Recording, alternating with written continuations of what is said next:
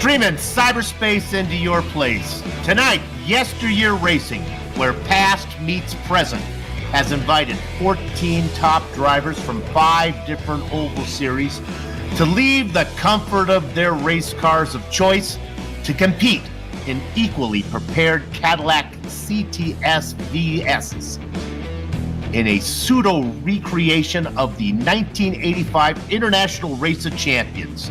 Yes, it's round 3 of the first ever YesterYear IROC Racing Championship, and the Virtual Grip Network is here bringing you all the action live as it happens.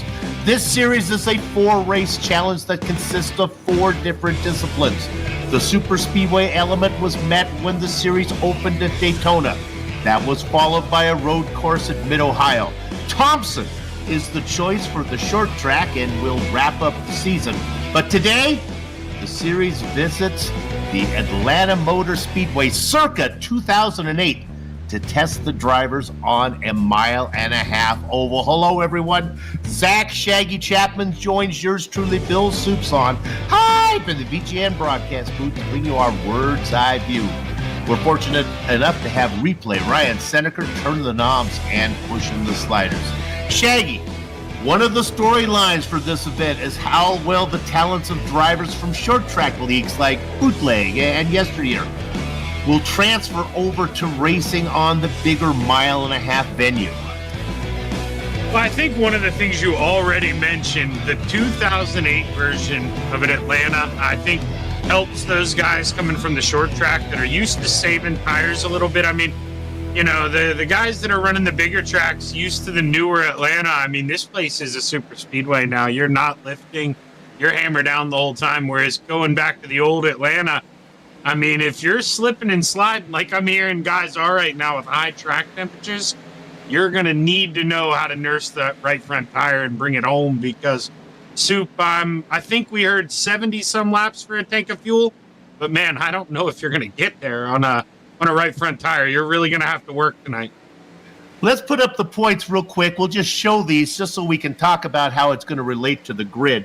What they're going to do is invert, and there you see the top 10, and we'll actually turn the page and you can see the next set of drivers as well. Oh, we have the top 10 only. What they're going to do is invert the field based on the point standings right now. So qualifying really not an issue here today. It's all about practice. Now, one of the things they did is the weather is set as it was in Atlanta in 1985. And Shaggy, it is not so bad outside, just 87, but the track is hot at like 121 degrees Fahrenheit, which means tire wear was going to be bad enough. Now it's really bad. Yeah, there's higher track temperatures. Tires aren't going to want to grip to the surface as well. You know, you're going to be sliding around. And watching guys like J.R. Shepard even right now who are so good with tires. I mean, Soup, they're just sliding coming out of corner exit. It's going to be tough. You want to get back to that throttle.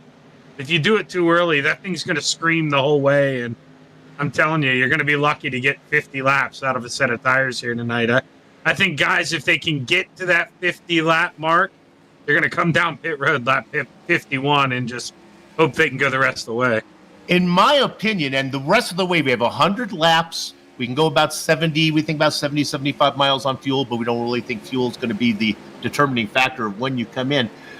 I think this is all going to be down to who has the best crystal ball, who can afford to make a pit stop with 30 to go and hope that yellow comes out and get you up there so you have some new tires to race at the end. It's all going to be about timing here. They have 2 extra sets of tires in the pits. Practice is done. We're going to give you the grid right now, and I'm going to try to hustle through it so I get my VGN commentators bonus. I got a lot to talk about as they work their way around this 1.5 mile track. Get it all done before we go green here. And with that said, let's go to the grid right now. And as we talked about before, these are based on the inverse of the points. So strapped into the chocolate number 15, hopefully he's out there on track so we can get a picture of him, representing the Bootleg Racing League. That league season 28 late model and season 21 street chalk champion. It is Mechanical Gremlins got the best of him, and it is in the opening at the road course, so he's a little farther down. It is Double Deuce Bruce Pearson. In the tangerine-flavored number 6, the Old Boyd Racing League, the Winter Series Cup champion, still looking for his first IROC top 5. In the Baker's Dozen spot, points-wise, with only 4, it's Go-Go Tom Ogle. In the silver number 7, for the Bootleg Racing League, BRL's Season 27 late model champion with the IROC third in the opening season. To open the season, he had a third, followed by a 9th on the road course, 12th in the points. He's with only 8 is the Canadian Goose, John Wilson. In the vanilla number 8, representing Red Light Racing League, it's the league season 10 SK modified. Oh, you know, that is Jeff Aho is not here today. From the Old Boyd Racing League, in the number 3, its debut season in the Xfinity Champion, forced to miss the Mid-Ohio, and an 11th at Daytona finds him well down the order. In 9th, he is Floyd Moore. In the gold number 4, Hustle Soup, 8th in the points with 17 from the BRL. The SK Modified Outlaw Crown winner. He's an IROC Super Speedway 10th.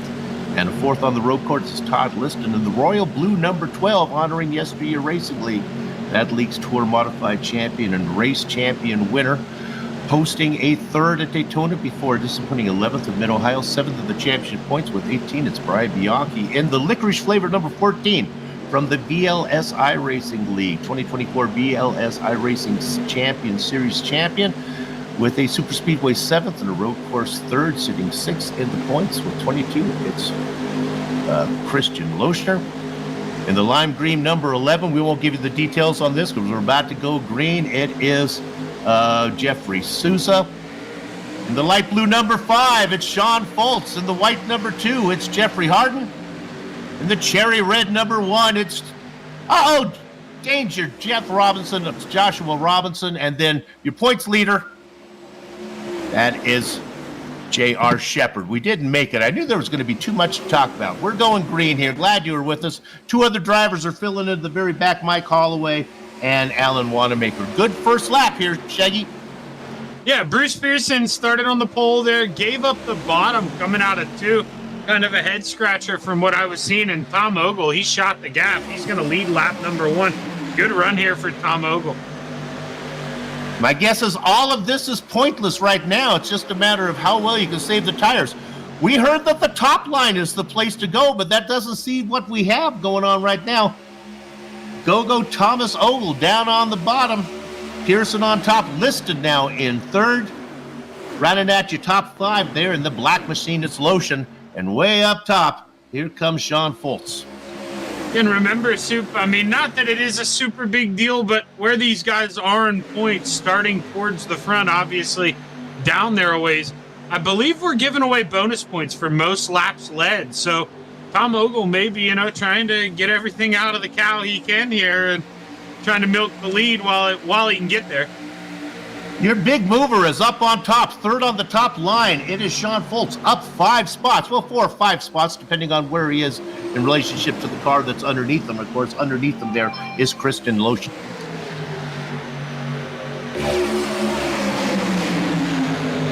Yeah, and also another big one there on the top, Josh Robinson. I mean, Josh, he's not playing around here. Josh is rolling. I mean, he is no stranger to me. He just won actually last Sunday in the OBRL, I believe. And man, Josh, he is somebody you're going to see up towards the front in the ending laps.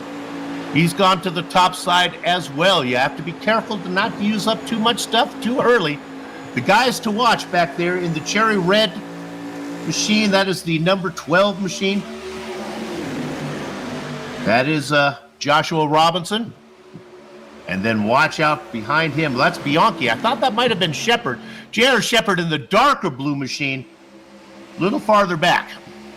And I'm telling you, Soup, as they go 3 wide, they're going to be okay now, but I saw guys do it in practice.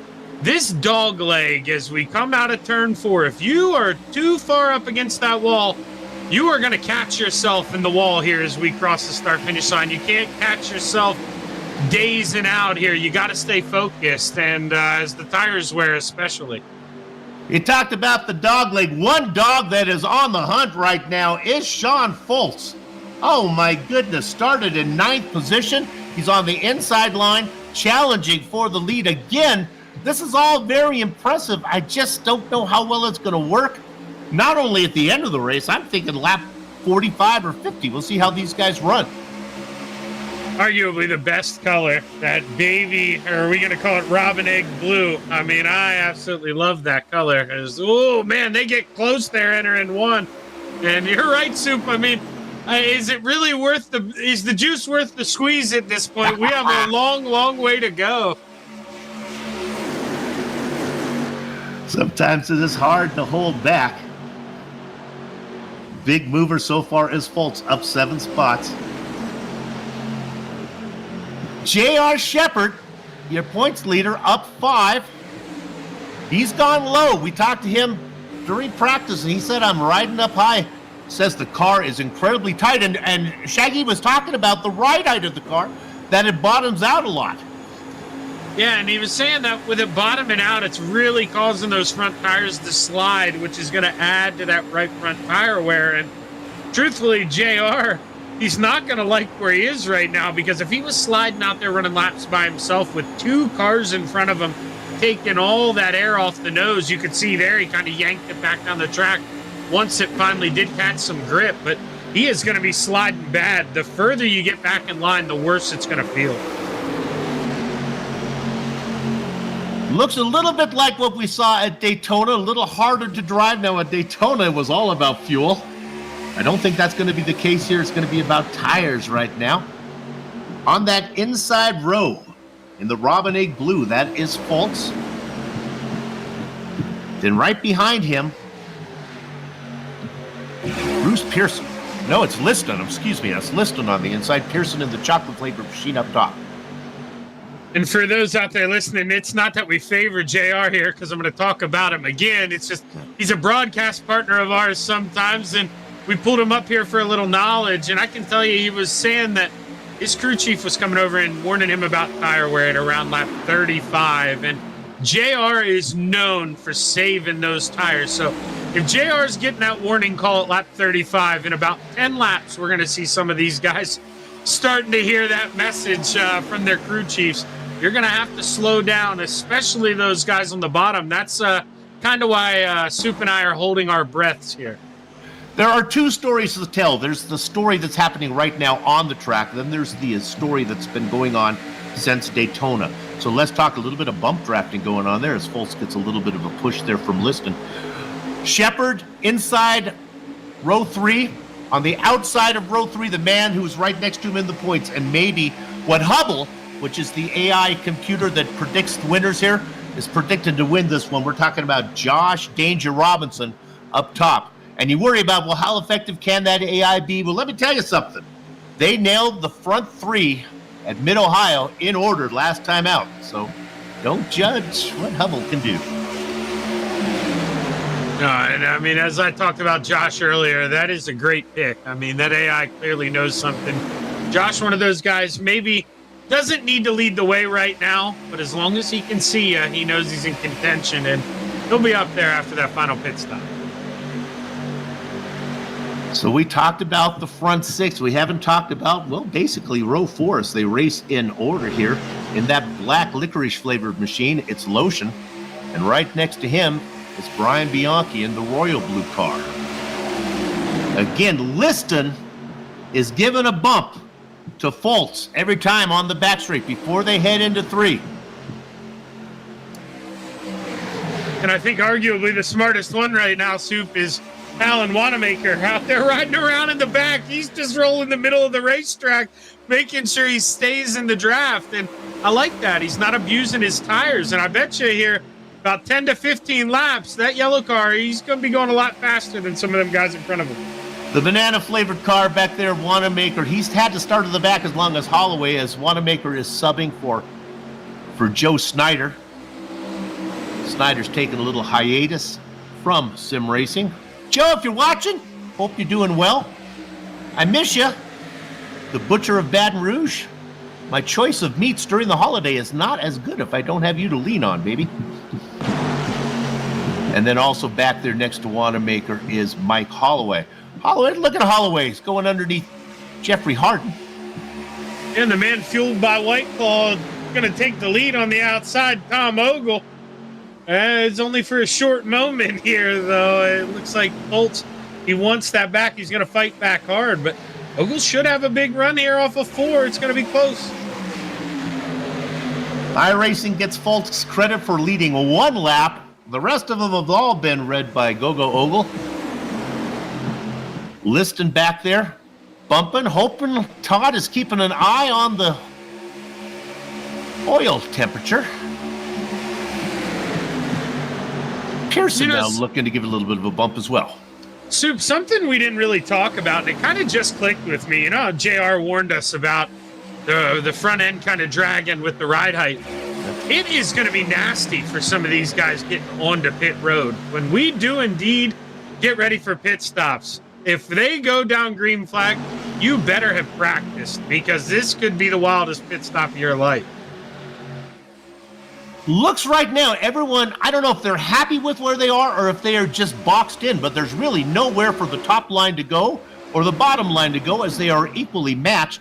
Liston making a good job making sure that Foltz doesn't leave an opening. Every time Foltz starts to drop back a little bit, Todd Liston, second in line on the inside, gives him a little bit of a let's go, Sean. Notice they're staying away from Ryan's entry cameras, though. I think they tore one up a couple months ago, and Ryan made the winner pay him back out of that check, so they're going to avoid this. A couple guys we haven't talked about, the Canadian Goose back there in the silver machine, John Wilson on the outside line. Underneath him, well, that's Jeffrey Sousa. We're a little worried about Sousa. Didn't put in a ton of practice time. You know, that's smooth. I guess you don't need it. I mean, no hiccups out of him. He's just riding right now. Long way to go. I think Sousa going to be another guy. Maybe when it gets to about lap 60, that's when he'll start maybe sweating a little bit, trying to move up through the field.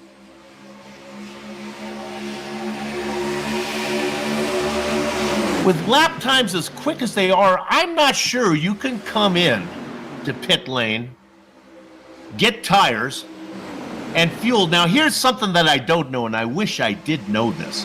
As a sports car on iRacing, sometimes you cannot do fuel and tires at the same time. I don't think the Caddy is that way. I think you can come in and simultaneously get fuel and tires. Some sports cars, they won't let you do that. Yeah, they should be able to lift them all up at the same time, change all 4 tires and fuel. It should be around that 20-second mark, I think. Shouldn't be too much more or less.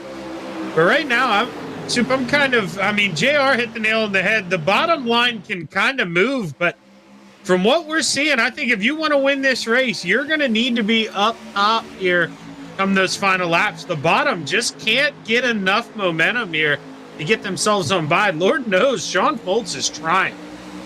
Oh, the only reason I think Foltz is able to hang with Ogle is because of the help that Liston is getting him almost every lap, if not every other lap. Liston is given a bump that gets him about a car length, well, at least a half a car length. We'll see if he does it again.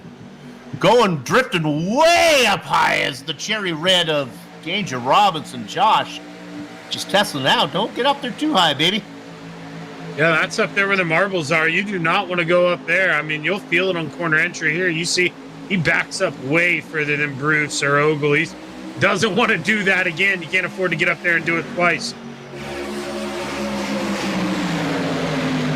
The roll package gives them 3 sets of tires, the one that's on the car, and then 2 in the pits, so that really shouldn't be an issue. We're looking lap 23. Now we get a little bit of a gap. Starting to drop back a little bit is Sousa. Oh, no, it's Lotion in the black machine, but he's just, I think, doing a little reconnaissance racing. We were 3 wide for the lead there for a quick moment. Couldn't tell why. If Bruce maybe got into the back of Ogle as well, trying to push him, maybe shot the gap, but he backed out.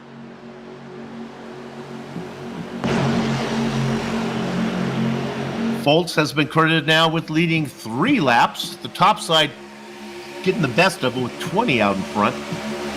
Boy, they are really boxing up right now. One mistake would take out 3/4 of the field. They are so tight. And in amongst it are your points leader, Shepard and Robinson, the two guys sitting 1-2 in the points, sitting row number 3 right now. Yeah, and you nailed it, Soup. That's why I really meant what I said about Wanamaker earlier. If you're not one of these guys trying to lead this race, I do not want to be row 3, row 4, because if something happens in front of you, even if you make it through the front, you might get rear-ended from behind. It's just not the place you want to be. I'd want to control my own destiny right now. So if the front drivers will cooperate, let's go ahead and look at the 3 guys that Shaggy's talking about. And it starts with Jeffrey Harden back there. Sitting back there just saying, far enough back. Harden, Holloway, and Wanamaker, leaving enough room if something were to happen in front of them, they'd have a legitimate chance. Oh my goodness, things are heating up front.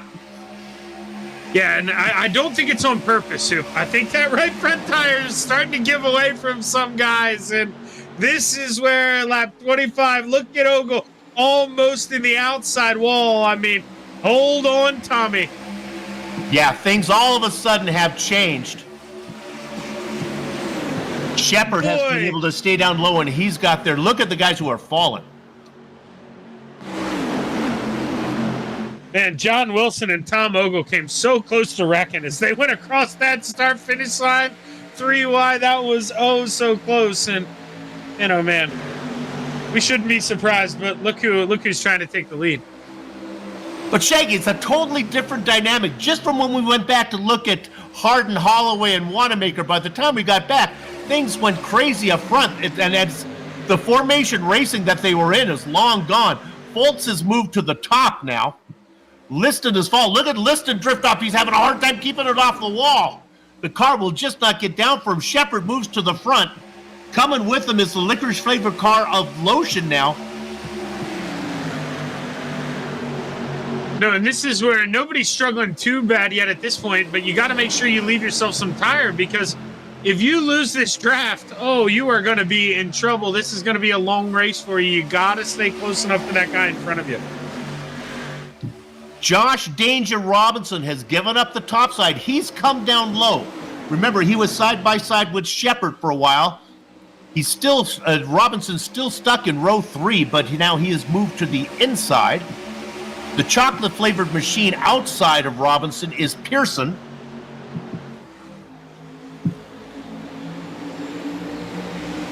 And for what it's worth, Thomas Ogle, who led so many laps, whether by choice or by necessity, Shaggy, he's at near the back now. Yeah, and interesting, too, because I mean, if you would have made me bet all my money here on who was going to lose their tires first, I would have bet it was going to be Foltz, but somehow I made that right front tire last longer on the bottom, and now it's really got me head scratching. Does JR maybe want to be down on the bottom to save tires like I didn't think was possible? Is this possibly why he's running on the bottom? Now they're getting back into formation. They just kind of shuffled it up a little bit. 2, 4, 6, 8, 10 cars up front running side by side in 5 rows. Then the guys who continue to sit in the back. Holloway, Wanamaker, Harden. And let's throw into that mix now the Canadian Goose, John Wilson. Yeah, and as soon as they spread out, Soup, they regroup. I mean, there's obviously 4 now in the back tailing, but look at them. They are repacked up. They're ready to go one more time. Lap 32. We are a third of the way. Oh, getting way up there. That is Souza. He gets it gathered up. He's going to lose a couple spots. 1 to Ogle and 1 to Moore. And JR was able to cross up in front for the lead coming out of 2. And Foltz, got a big run and looked back to the bottom, and they crossed each other over here. It looks like JR barely going to edge him out at the line, but JR now up top where we thought he'd want to be. 3 different leaders so far. Shepard Liston in the wall. Laps. Liston was in the wall there, Soup. Sorry, Todd Liston got in the wall through 1 and 2, and now you can see they're checking up behind him. I don't think these guys get a quick repair either, and now he's in the wall one more time. Oh, my goodness. Todd trying gather his breath.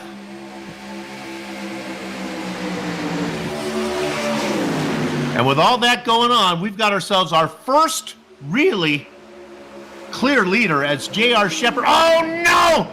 I thought Foltz was going to drift up into his left hind quarter and turn him, but he got a hold of it. And here comes Danger Robinson on the outside, moving to the inside.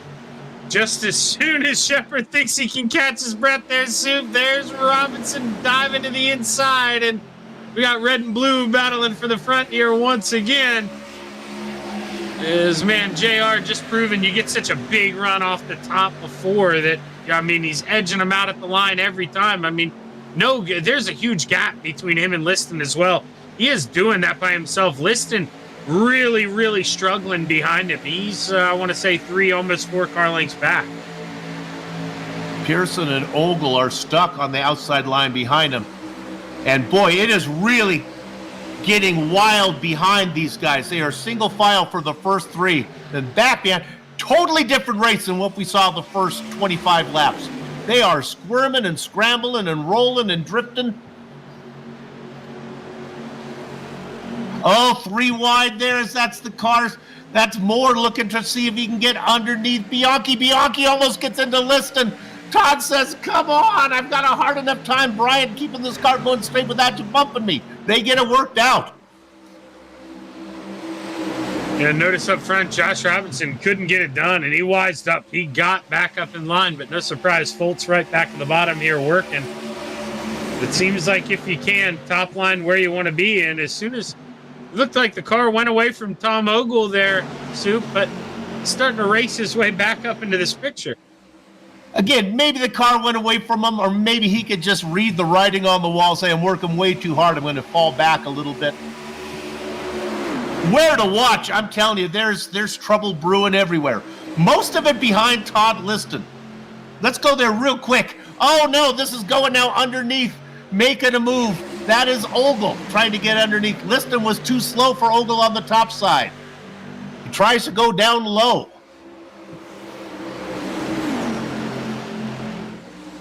Liston spent the early part of the race pushing Foltz. Bianchi now making a move, going underneath Lotion in the licorice-flavored machine.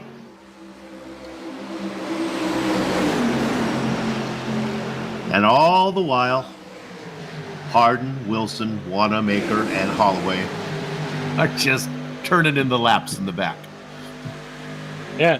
Now Robinson getting to the outside and a little insider. I do believe you're right, Ryan, but I couldn't remember off the top of my head. But man, I thought Robinson was going to get to the outside. Somehow JR shut the door here, and Robinson let him know about it, gave him a couple shoves there going down the backstretch, and I bet you JR here going to do it one more time. He knows that's the quick line. I'm going to run where I need to be.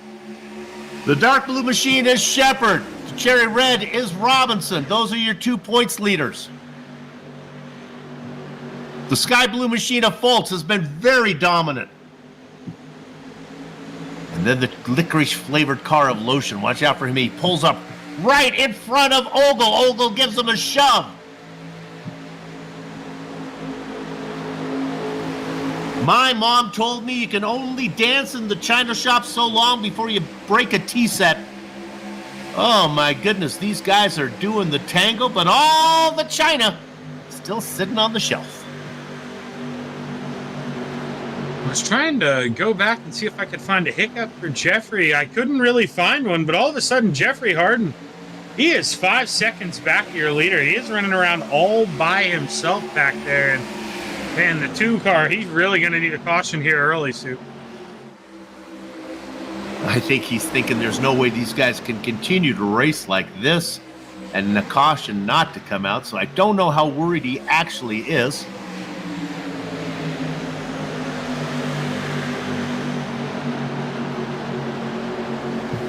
Oh my goodness, that's a little bit of a shit. Moore gets into Ogle, got into his left rear, thought it might turn him, but they got it all straightened out. Robinson up 9, Shepherd up 11. I'm not he's in a saying hurry to make some Mary Kay deliveries in that number 3 machine.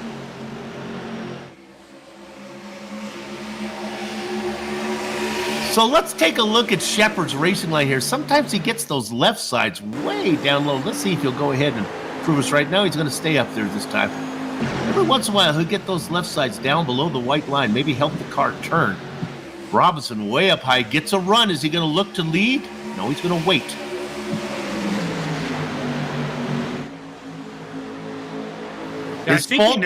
Go ahead. I think he knows he needs to take that run, meaning Josh Robinson. He needs to do it up high. He's just not going to get it done on the bottom. So he can get that big run, but as long as JR goes up there and shuts the door, I just don't know if these guys have enough grip to make the pass. Oh. On the bottom is Sean Foltz, and Tom Ogle make contact. Foltz gets it straightened up. I was just going to talk that I think Foltz might be finished. He's having a hard time right now. Here comes a pass for the lead. Danger Robinson getting underneath, put Josh out in front. We'll have to see if the dirt comes out and when he throws a little bit of a slide job here as he does come across the nose of JR. And now JR going to cut back underneath here. He'll need to do the same thing here in turn one if he wants to get the spot back. Your 2 points leaders going at it. Foltz must be listening to the broadcast. Just when I thought he was done, he starts to make a run on the inside. What I know from these guys is they'd like to be in the lead when it comes to pit stop time. They'd like to be in the lead on the inside line if possible. Put Shepard and Foltz in a good position. Oh, JR, man, he ran him up the hill. He made Robinson work for it there, and Robinson was not backing out of it. He held on to the spot. Now looking to bring along his OBRL friend, Tom Ogle. Tom looking to help Josh complete the run here going down the backstretch. So the reports of Ogle's death might have been a bit exaggerated as he is back. The question is, can you afford to pit early, get those tires, and then you'll go a lap down, but that really doesn't matter if everyone else has to pit, or even if the yellow comes out, you'll cycle around, you'll still have new rubber. The question is, when do you want to go? So Lloyd Moore, his fastest lap of the race was a 32.134. Last time was a 33.2, so a full second slower. But Soup, I think you're going to need drafting partners. So here's where you're going to need somebody to go with you. You can't do it alone. You got to wonder, the contingent from BRLs there might be an advantage the more guys that you have. Although honestly, these guys all know each other whether they're from the same series or not. Yeah, Jeffrey Souza, though, the lone man coming down pit road and doing it before the halfway point. Here comes Jeffrey Harden as well. So that means these guys have longer to go than they just ran here next time, and they're going to be by themselves, not in the spot I'd want to be. Could be maybe an early afternoon for those guys. Harden certainly was struggling. Here's the deal. If you come in, the longer you wait, the faster you'll be at the end. But if you were to come in early with a partner, get new rubber, maybe 2 or 3 of you guys, you could do the undercut. And by the guys of time they want to pit up front, well, you've ran away with it. Yeah, I agree with you. And it's honestly the two who I expect to do that are the guys 1 and 2 right now, Ogle and Robinson. But now that they're out front, it puts you in a little tougher spot. You don't necessarily want to give up that track position and possibly go a lap down if a caution comes out. So it's going to be tough. But yeah, I expect a couple people here to come in groups of 2s or possibly 3. I wouldn't say more than 3. So Souza made the stop. He's back out. Harden is not. So we've lost 1. Todd Liston coming down pit road. What we will do here is when Liston exits, we'll follow him and see if he can link up with Souza. Oh, we got a whole bunch. Foltz and Shepard coming in now. They got to halfway and that was it. Shaggy, they said far enough. A couple of them made me look like liars, but I said if they made it to lap 50, they'd be coming in at 51. And lo and behold, that's what JR's doing. Expect the leaders here to come in before too long because you're not going to get that much of a tire advantage here. I mean, the guys made it to halfway. This is the time to pit. Liston spins the car coming off a pit lane. He's put it down in the alfalfa. He just did a half spin, brought it back out.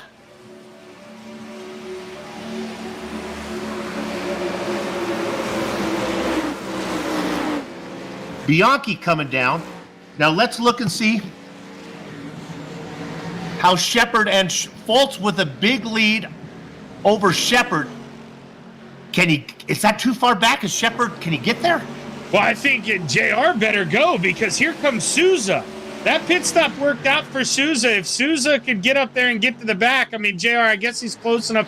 He'll link up, and I think, really, I think 3 cars is probably your dream draft scenario. So these guys may just have put themselves in a good spot here. But like you mentioned, Sean Foltz needs to drag that brake a little bit here. Let's link up quicker than later. Souza may be the life preserver there for Shepard, as if Shepard would need such a thing. But I was worried that maybe Foltz, who certainly had pace, we saw him run up front, was going to pull away. But now Shepard and Souza can team up. Let's look at this. Souza going underneath. Now, I think what they're doing is leapfrogging, I believe. They're going to try to leapfrog their way up there. Yeah, and, I'm not ashamed to admit, maybe Souza feels like he's a Zach Chapman soup. I'm not very smooth on the wheel. Always a better follower than the lead car. So Foltz is the lead car of all the cars who have pitted. Let's check in on the leaders now. Robinson remains out front. Boys, I think you guys your gooses are being cooked. No offense to the Canadian goose, John Wilson, but these guys are going to run much faster laps, Shepard, Foltz, Souza, than you guys are. Maybe it'll pay off in the end. Full second faster, Soup. Last time by for the leader, 32.2. Last time by for Foltz, 32.32. So 9/10 of a second, they're making up a lap here. And I don't see the advantage here, because even you say, well, what about if a yellow comes out? Well, in theory, those guys can come in and pit again if they get back out in front. Okay. No, and I think the thing for me is, Soup, we saw the tire fall off. When I'm looking at their lap times, we got into those 33 seconds, fairly quick. I want to say around lap 12 or so. So, I mean, you only have about 12 lap benefit of tires. And I would say if I'm these guys, you don't want to give up that track position. You need to get down pit road. Pit stops all about 17 seconds. Liston's was a horrible 21. John Wilson was in there for 24 seconds. Let's look at Holloway coming out of pit lane, and they are blowing by him. Yeah, didn't want to loop it on the bottom there with all that rubber. You saw him take it easy, and that was a close exit there. Almost came up before that cone. He's probably holding his breath there, but it's real interesting, not that I want to jump off the leaders here, but JR and Sean Foltz, they're still running together, but not really together, Soup. I'm surprised they're not trying to, push each other and really get advantage of this. You almost wonder, maybe the draft isn't that important, but you almost wonder if Foltz wouldn't be to his advantage maybe to back up a little bit and get down there and let Shepard run with him. Okay, so we are watching 2 different races now. Well, it's the same race, 2 different versions of the race. You got Robinson in this battle up front. That's Moore to his inside. Thomas Gogo Ogle. And Christian Lotion in the licorice flavored machine. And we talked about Alan Wanamaker sandbagging. Well, right now he's in 5th, racing with the big guys. Yes, he is. And, I mean, he seems comfortable. He's not trying to go up there and race, but he can go anywhere. You see him diming down the racetrack there. He's probably got a little more grit than those guys in front of him. Definitely paced himself here, but you don't want to outdo yourself here, Soup. I hate to go F1 on him, but I think the undercut is going to be a big deal here. Because if you notice, right now, they're coming out of turn 2. Leaders are right up the road. They are entering turn 3 right now. Here they come, and JR decides, look at this. If the caution flag comes, JR wants to be the lucky dog here. So that pass does mean a little something. I can give you this timing and scoring. It is 36 seconds. Now that's a lap and then a little bit more between the leader Robinson and Shepard. 36 now. It is dropping. Shepard continued to knock time off of it. Oh, look at this. We ride on board. The average pit loss time between all those drivers was about 47 to 50 seconds. So you can, whenever those guys pit, they're going to have a 9 to 10 second lead here. But it's a pay me now, pay me later type thing, because they're certainly going to be faster at the end. We're talking about Robinson and his gang trying to run down J.R. Shepard, though. I can think of better strategies than trying to run down J.R. Shepard. Oh, Robinson gets a little bit of the wall. No, and really, I mean, obviously, yes, there will be a payoff at the end, Sue, but the laps we're seeing from Fultz and Shepard are a lot different than those first 25 laps we saw of double file racing. I mean, they get to go wherever they want, let that car roll. They're not binding it up. I don't think they're going to eat the tires like they did on that first run. Let's go look at Bruce Pearson. Here's a blessing for Pearson. He may go a lap down, but if he can get on the back of Shepard and Fultz, who are coming, those two guys may be able to pull him up to the front five that have left him. Pearson is on the same strategy as the front five, yet to pit. He's pitting right now. I saw him do the pitting in icon. I have the iRacing stuff up. We'll see Double Deuce slow down here through 3 and 4, and he's going to hit pit road. Oh, they're all coming. Look, here comes everybody, and Bruce, he almost overshot it. Oh, he barely got in there. Okay, so now what we're going to do, we're going to focus on two things. We're not going to watch the cars in pit stalls because that's the most boring thing you can do on sim racing. Let's put our attention on Shepard.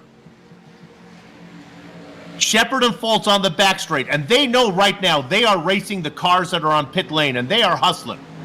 I expect these guys to blow past Robinson without much of an issue.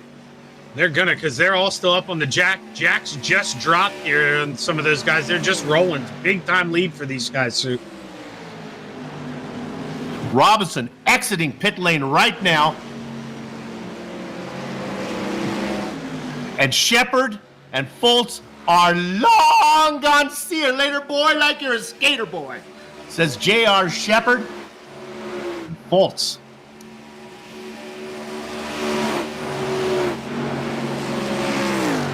Lloyd Moore, the lone man yet to pit here, Sue.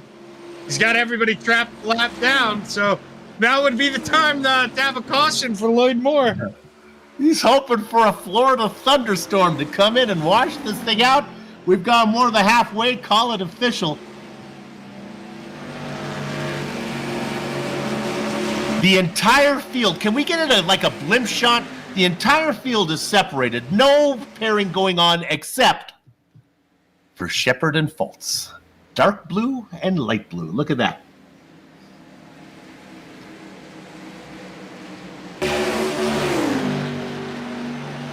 Let's focus our attention on Lloyd Moore. The only car racing right now on lap number 67. Everybody else on lap number 66. If the caution is going to come, it's got to come quick for Lloyd.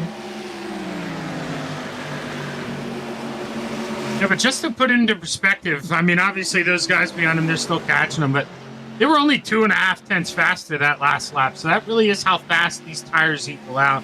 You really only have them real quick for about 15 laps, and then they equal out and hit around that 33.2 mark. So Lloyd doing a good job here of just nursing it. Exactly, but Shepard and Fultz pitted on lap 50. The rest of the guys came in about 64, so there's 14 laps, and those 14 laps is when Shepard and Fultz were making hay. Yeah, and that's why I say I think track position will be so important, because when they catch him, I think the tires will start to equal off and you won't be able to wheel and deal. And it just seems like so far from what we've seen, you want to be in the lead and you want to run that high line. And I don't know, you couldn't have got me to give up track position. So let's go on board with Joshua Danger Robinson. And I think he can see the guys he's chasing. You look up there, those little dots just a little bit ahead. There they are. That is Shepard and Foltz. And then your race leader, Lloyd Moore. Oh, Cinderella staying late at the ball for Lloyd Moore. That gas tank has got to be about as empty as a syrup bottle on a church social. I can't believe what JR told us. Lloyd Moore going 70 laps on this. I mean, we may have to call him the tire whisperer. That's impressive. I mean, just driving this thing around, slipping and sliding that long. And oh boy, Lloyd, he's definitely worked on his racecraft. Yeah, it's a great run. And now he's tucked in between the guys that are, well, your virtual race leaders right now, Shepard and Foltz. So just to dial this in a little bit, if you're new to racing, your leader right now is Lloyd Moore, and he is almost a complete lap ahead of the guy in second, which is J.R. Shepard. But you cannot make a pit stop and stay on the lead lap. Yeah, who is on 50-lap pressure tires and can barely get away from him now, Soup. I mean, you see, this is really a treat for Lloyd. I mean, you can see he's losing time throughout the center of the corner, but those two plowing through the air in front of him, this is helping Lloyd out, and it's going to help or make going long not hurt him as much. So he can't stay with him through the corners, but then on the straight, he tries to get in the toe of the two cars in front of him. He does a good job of pulling up. Then that car drifts way up. Look at them pull away through the corner. Little by little, Moore is beginning to lose touch with those guys.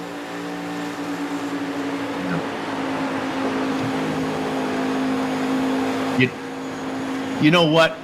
Foltz and Shepard are I don't think Foltz has any goal to get around Shepard right now. Their goal is to try to stay ahead of Robinson, who's coming. Yeah, make it a two-horse race. Like I say, if you can pull away, work together, which is why I'm kind of surprised they didn't do it at the beginning of the run here, but better late than never. When by the time Robinson and Ogle get there, I mean, the tire fall off, it's just going to be too severe to really take advantage and work around, and this is what I like to see, and I think Tom Ogle and Josh Robinson, they may have to get the hint here and start doing it themselves. So are Robinson and Ogle, are they both in your Sunday night series that you broadcast, or is it just one of them? Yeah, they both are, and they share the podium pretty equally over there. Sean Foltz as well, actually, the guy in P2. So they are no stranger to winning races on Sunday nights. So it's 3 against 1. Maybe Foltz racing with Robinson and Ogle helps him know that those are the guys to beat, and he's tucked in behind. Well, I don't want to give him a nickname, but I do call the color of his car Baltimore Blue. So we're talking about J.R. Shepard. He's found himself a nice guy to sit behind.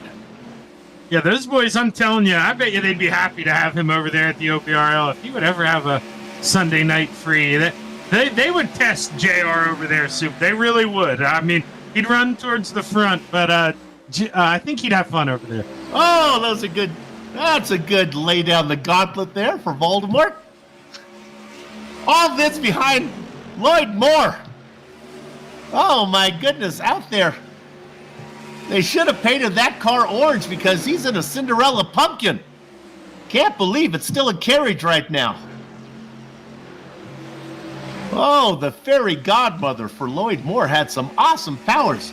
Lap number 77 on the same tires, the same set of fuel, but, well, here comes Robinson. There goes Robinson. And here comes Go-Go Ogle. And won't be, well, God, I don't know. I keep riding off Lloyd Moore. Moore's putting on quite a show. They did not blow by him as fast as I thought they would. No, I mean, he can't make it easy. He's got to make him use that rubber because Lloyd, I guess maybe he thinks he can duck down here pit road 20 to go and run qualifying laps until he come home. I mean, I don't know if the strategy's going to work, but he's definitely making these guys work getting by. 23 laps to go. Robinson and Ogle are closing on Shepard and Fultz. Remember, they pitted a lot later, so they should be fast. But here's what my partner told me. These tires start to equal out. They pitted at like 64, so those tires are just about to lose their advantage for Robinson and Ogle. But they are definitely coming. Working under the lap car now of the Canadian Goose, John Wilson.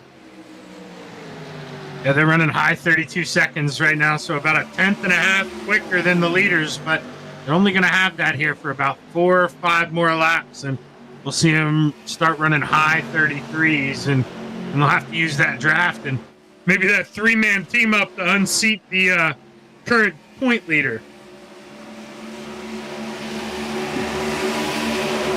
And I don't want to miss, has Moore finally pitted?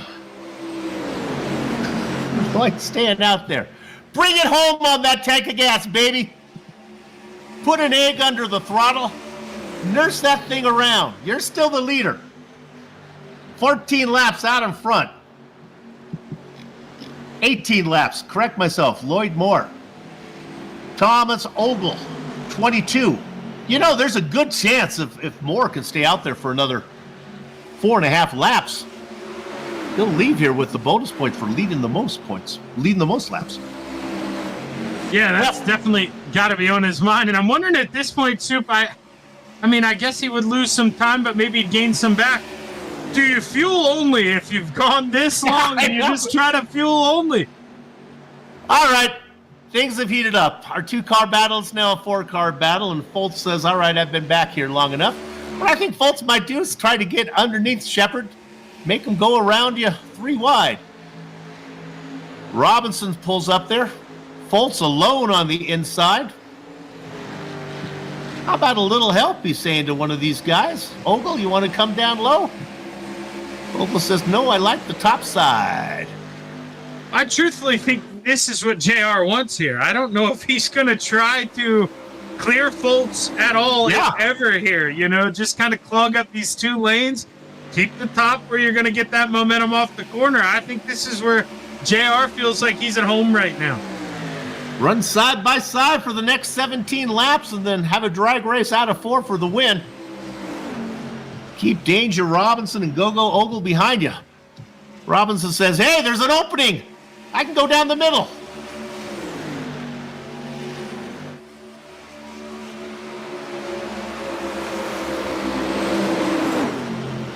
Oh, man.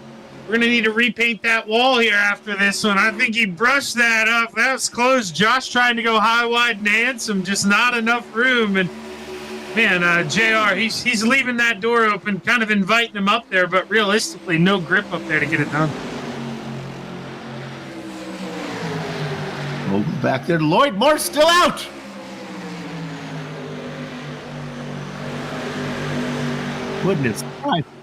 Wouldn't it surprise everybody if he could do it with no stopper?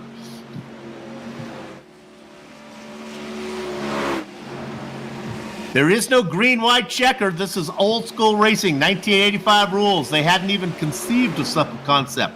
Anyone who came up with that idea, they would have strung them up in 1985. Oh, those were the days. It's coming down pit road. Leader finally pitting, Soup. Cinderella has a curfew.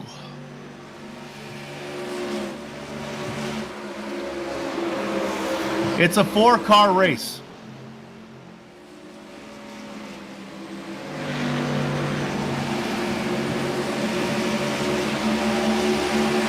And I'm not saying that the rest of the field is cottage cheese, but clearly the cream has risen.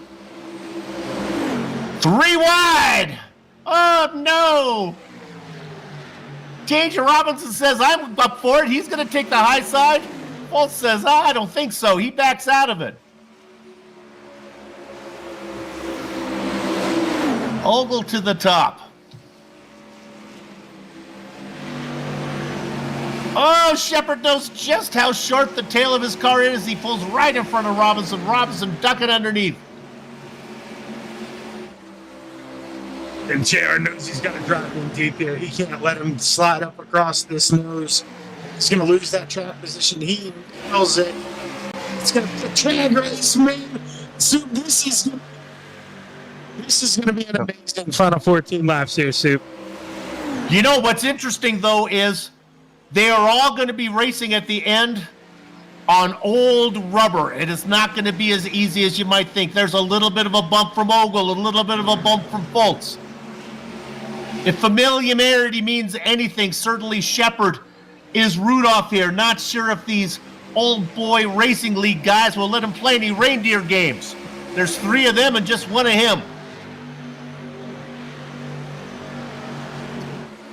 Yeah, but at the end of the day, you know, the race car drivers out there, they want that hardware. So I think every one of those drivers is going to put themselves in the best position they think they can to win this race. Boink, boink. Both drivers from the back giving a bump. I gotta think that the outside line is maybe a little easier on the rubber than the inside line, as Robinson using up more of his stuff, as Ogle working harder down there on the inside. Now they start to think maybe single file by 4. No, Robinson doesn't want it. Fultz is not going to let Robinson slip up. Look at the big run that Ogle is going to get from back there. Another boink from Fultz. Shepard. Go ahead. That's an important bump from Fultz there, Soup, because if not, Robinson could possibly throw the slide job there, and you could see it kind of caught him off guard that he was right to the door there through the center of the corner. And right now, I mean, Shepard, he owes Fultz a cold one after this one if he brings it home, because Fultz is a perfect wingman right now. You got to wonder if that wingman element might be amplified by the fact that Shepard and Fultz have worked so hard together, even though they don't race in the same series. You almost want to think there's a certain bonding because we've worked so hard to do what we did to get out in front. You would think that those 2 blue cars of different intensities would work together. They might have seemed to establish some kind of brotherhood. Soup, do you know, I just noticed something. Stay in this camera, please, Ryan. Look at Shepard's rear brake lights here, Soup. He's tapping the brakes here on corner entry. I don't know if there's some bumps. You can see them light up. They're just real quick flashes on the bottom as well. They're having to use the brakes out here now, something I didn't even anticipate. What that camera, look at that. What I love, that is IROC right there. 4 cars under a blanket, all with the similar paint scheme, all with different colors. Oh my goodness, Shepard and Robinson. Thank goodness there is no ghost contact on that. They are racing so close, and iRacing doing a good job of getting everything worked out. There's some tight racing going on.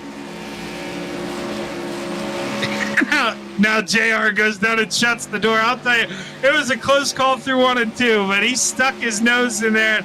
I'm telling you, JR has to be smiling like a butcher's dog right now. I mean, this is some fun racing out here. He definitely was not expecting this tonight, Soup, I don't think. Don't need to go there, but there is the other battle back there that involves Holloway, Wanamaker, and Lotion.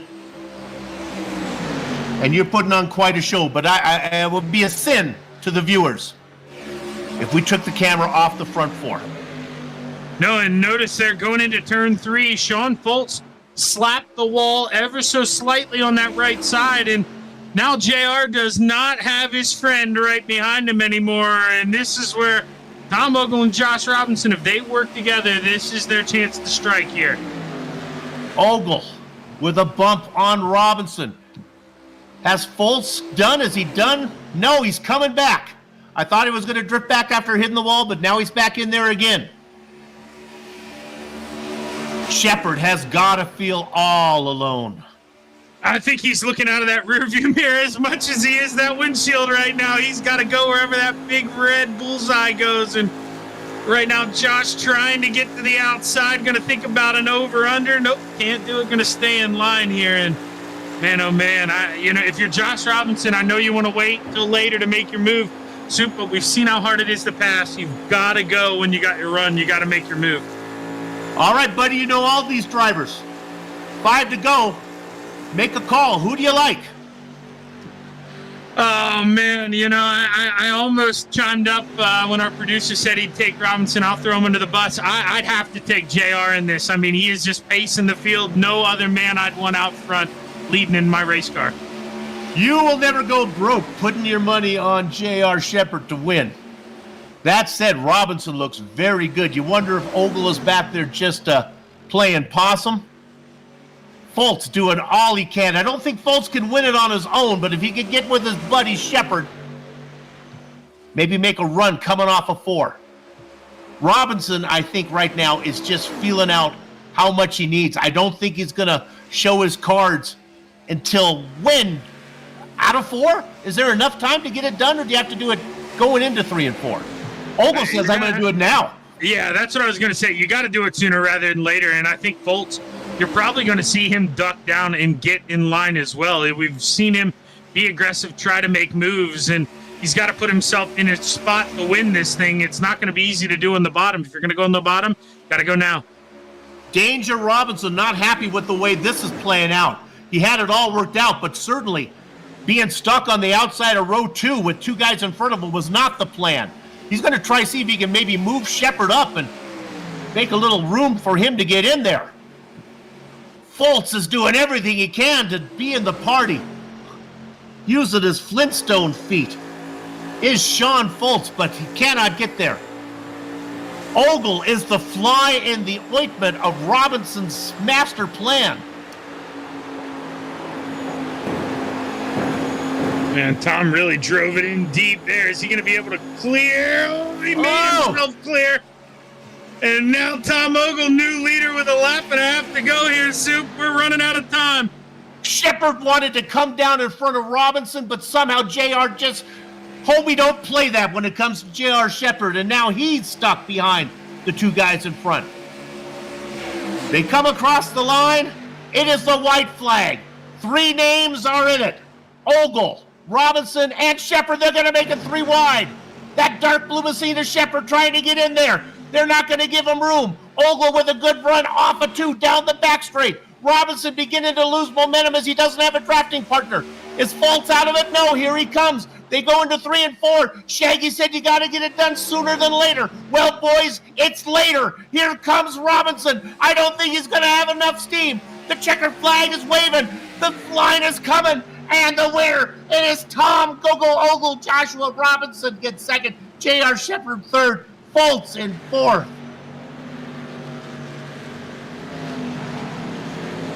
Woo, doggy. Watermaker, Lotion, and Sosa go in the order 5th, 6th, and 7th. 100 laps of green flag racing. Strategy, speed, fuel, tires. What more do you want? The racing is over. We'll take a short break because our broadcast is not. We'll come back and run down the entire finishing order, talk to the drivers up front before we put a lock on the gate. Ooh, sweet sassy molasses. You're watching the Virtual Grip Network.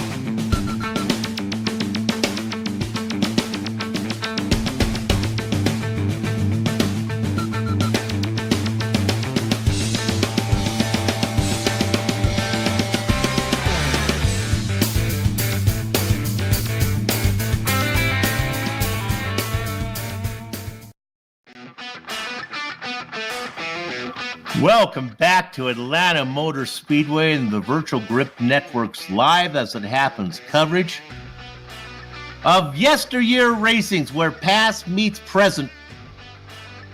Their first ever, the inaugural season of their IROC championship. And let's go ahead and take another look at that last lap and have Shaggy tell me what he thinks going on here. We'll dial it up. 4 cars battling for the lead. You see them coming to the white flag. Yeah, so obviously Tom Ogle had just made the pass there going through 1 and 2, and you knew that blue machine behind him, J.R. Shepard, if he saw a hole, he was going to try to make it work as they cross the start-finish line. White flag waves. Robinson drives it in on the bottom. Ogle goes right up against that wall, and you see JR. He tries to make it work, but just no tires left and kind of has to fall out. And from that point, Tom knows, I got to drive it in here, just be smooth up top, keep it out of the wall, and that's exactly what he does. Rolls through 3 and 4 ever so smooth, and he is just going to roll the top and return to victory lane. Tom Ogle brings it home at Atlanta. And also big picture thinking there, Robinson behind Shepard by 3 points in the standings, finishes ahead of the man he is chasing. That was a good race all the way through, all 100 laps. Thanks to the drivers for doing that. Let's go ahead and run down your finishing order right now. There were 14 drivers. I'll take the top 7, leave the back 7 to my partner. Well, as Tom Ogle gets the win, came from 3rd position, fell back, and then came back. Joshua Robinson teamed up with Ogle to get 2nd position. J.R. Shepard and Sean Foltz, they pitted early, and it cost them there at the end as they just didn't have enough to race when it really counted. They'll go 3rd and 4th. Alan Wanamaker, who's filling in, started way in the back. He's happy with the 5th place finish. 6th and 7th in the licorice-flavored machine, Christian Lotion and Jeffrey Souza in 7th. Partner? Lloyd Moore brought it home P8. Bruce Pearson P9. Mike Holloway rounds out the top 10. Todd Liston 11th. John Wilson 12th. Brian Bianchi 13th. And Jeffrey Harden, I heard his AC went out, so it was a tough night for him racing. He decided to call it quits, and he came home P14. All right, with that, let's go ahead and see if we can dial up our race winner, Thomas Ogle here. Started in 3rd. Tom, you fell back a little bit early on. You were up front, then you fell back. We were a little bit worried about you. Was that just a little bit of strategy? I got hit. I got knocked up the track and turned sideways, and it damaged my car a little bit. And then it ended up making the car drive better after the damage. So I guess all's well that ends well. Okay, how worried were you after the pit cycles? You see, and there's Shepard and Foltz way out there. Worried, or did you think we can run them down? I thought we could run them down. My fear, and it actually ended up being, was by the time we got there, our tire advantage would dissipate, you know? We needed to catch them maybe in like 3 or 4 laps, and we did not. So once we caught them, we were a little bit better, but you can run that high line, you know what I mean? So that's what I was doing when I got hit. I was just kind of up there riding. So I knew that it was hard to pass on the bottom. We'll get you out of here on this one. I think Robinson had a plan that was foiled until his buddy, Thomas Ogle, goes underneath him and is side by side with Shepard. Was that always the thinking? When did you know it was time to go? Well, I think I pulled down there to pass. I had saved a little bit while they were racing pretty hard, and I had maybe saved just a tiny bit. But I knew if I could get a run on both of them down the front stretch, I could dive it into one. And then I had watched, I figured, I'm trying to figure out how to put this. I watched some slide jobs up front before that. So I was like, well, I guess that's the way we're allowed to pass then. I understand. You know, once somebody opened the bottle, so I was going to take a drink of the slide job. I'll get you out of here. This is what I'll get you out on. When, if ever, did you think you had it locked? As far back as 3, or what? Not till you actually came out of 4, or when you crossed the line? I didn't think I had it locked because I kind of got into 4 a little bit hard and pushed up, and then I figured if they were lined up below me, they might just nip me at the And the original plan was for us to run them down, get on the top side and just drive past them and then race it out between the two of us with our tire advantage. So that's kind of was the plan, catching them. But once we got to them, we couldn't pass them that quick. So got it. Hey, listen, better to be lucky than good. I don't know. It was like you guys put on horrible luck. You guys put on a really good show. It was a great broadcast. 100 green flag side-by-side laps. Well done, boys. After practice, I was worried. I was like, this isn't going to race. It's not going to be fun. Once we got racing, this car raced amazing. Alan did an amazing choice. If he would have asked me, I'd have been like, no, it's not going to race good. But it ended up racing really good. There was a weird spot in 1 and 2, like in the middle of 1 and 2, where the car would just take off up the track. But if you could get past that, you could race. But it raced amazing. It was a ton of fun. Honestly, it's a ton of fun.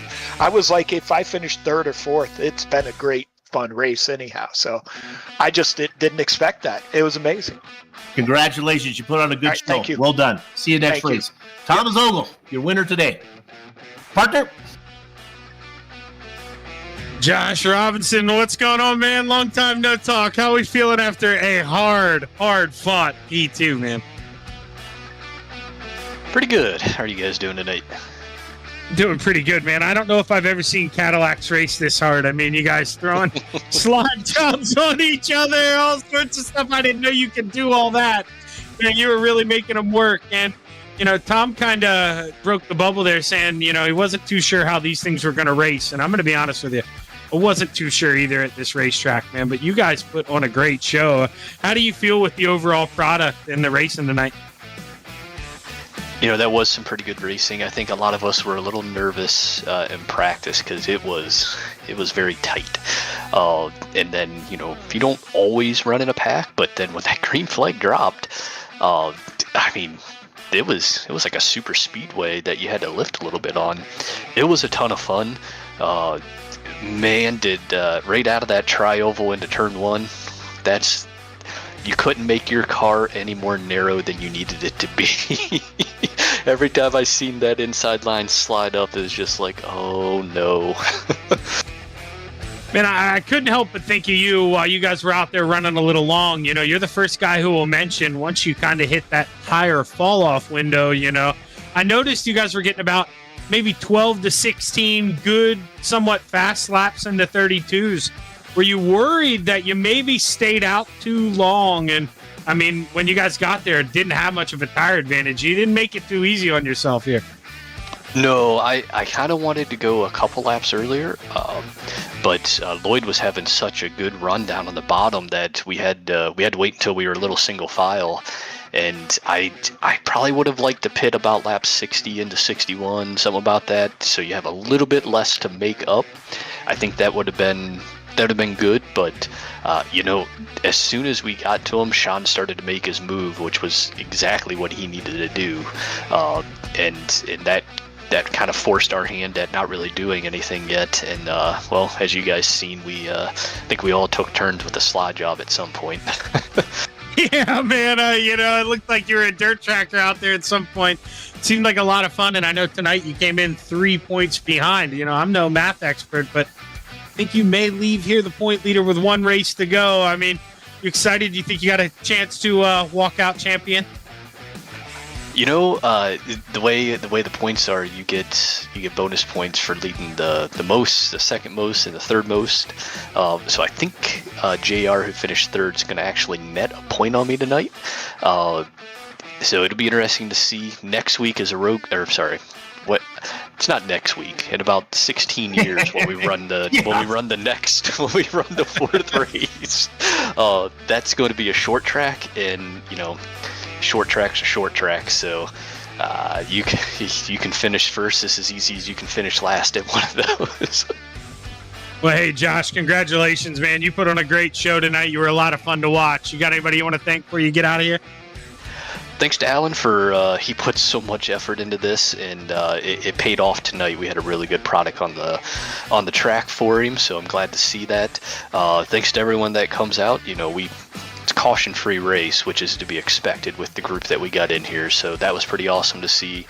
Thank you guys for always putting on a quality broadcast, and happy birthday to the guy that won the race tonight. I think he's about 87 years old now. Oh man, we needed that gold mine before you did that interview, Soup. But hey, congratulations, Josh. Can't wait to talk to you, man. Have a good night, guys. All right, Soup. I think you're going to have the man who finished P3 here. You know, he does not enjoy not winning, and then to make him wait for 2 interviews to come and do his stuff. Thanks, JR, for sticking around. You've been in the booth enough. Tell me about your race. Yeah, it was interesting. Fun race overall. So, yeah, thanks for YesterYear Racing League for putting it on and everything that Alan does to put this stuff together. It's a lot of fun. The car was just way tight. Made it very difficult when you had to pass a lot of guys. So really, I felt like the first run there kind of dictated how the end of the race was going to go. And I kind of had to pit when I pitted right around halfway. It just killed my stuff trying to come through the field after that bad start there. Well, you found yourself a nice partner, though, that you guys seemed to get on the same page, and you and Sean Foltz did your very best to stay in front of those guys. Yeah, I appreciate Sean a lot. It seemed like early in the race nobody was willing to work with me, so kind of getting hung out quite a bit there. And he stuck with me for a long time, so I really appreciate that, and it helped us gain a lot of time during the second half of the race. Trying to take care of the tires, I knew for sure that Tom and Josh were going to have a huge tire advantage there at the end, which doesn't really equate to a lot of speed. It just lets you maneuver around the racetrack a little bit better, and that's ultimately what they had at the end that was different.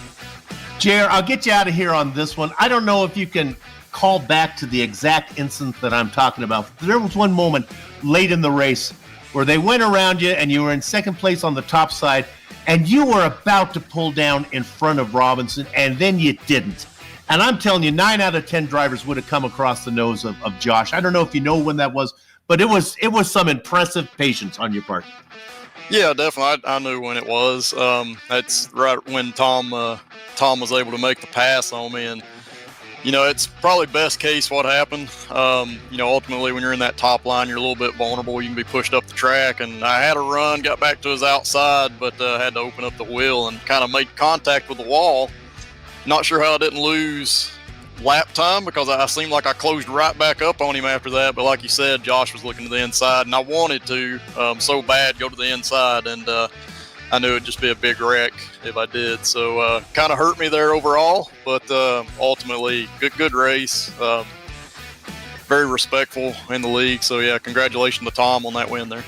I know you like winning. I hope you had fun. It was really fun to watch. You put on a great show for the viewers. So take a little solace in the third place finish on putting on a good show. Well done. Yeah, I appreciate it, guys. Thank you for everything you do on the VGN side. And again, YesterYear Racing League, the IROC series, Alan, everything he does, we appreciate being able to be a part of it. God, it was fun. Thanks a lot. J.R. Shepard, your third place finisher today, and maybe no longer the points leader. Let's drill down a little bit on what Joshua Robinson was talking about, bonus points, about laps led. J.R. Shepard led 27. That's the most. How about you want to talk about competitiveness? Thomas Gogo-Ogle, 24 laps out in front, 23 out in front for Lloyd Moore, and 19 out in front for Joshua Robinson. How about that? That's just some competitive racing going on there, boys. We hope you had a good time watching this. It was fun to broadcast. We're going to show you when we're doing this again. We're going to bring up those graphics. I've been told you're all literate, that you can see what's going on. Look at some of those graphs. So New Hampshire, we're going to Kern, that's in Bakersfield. Daytona, that's in Florida. We're going to Stafford Motor Speedway. Not sure where that is. It's in probably, I can never go long if I say North Carolina, because they're all in North Carolina. With that said, we hope you had a good time. If not, we'll try to do better next time. Until then, on behalf of all the people you see there on the screen, have fun storming the castle.